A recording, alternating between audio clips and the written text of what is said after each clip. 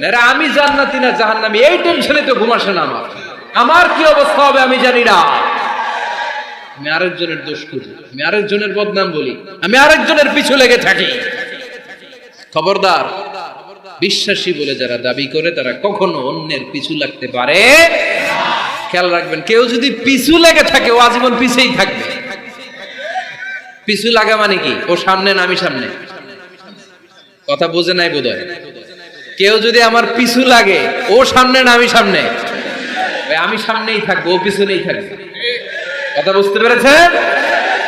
খবরদার, পিছু লাগবো না কারো। কারণ কারো পিছু লাগলে আমি পিছনে পড়ে যাবো।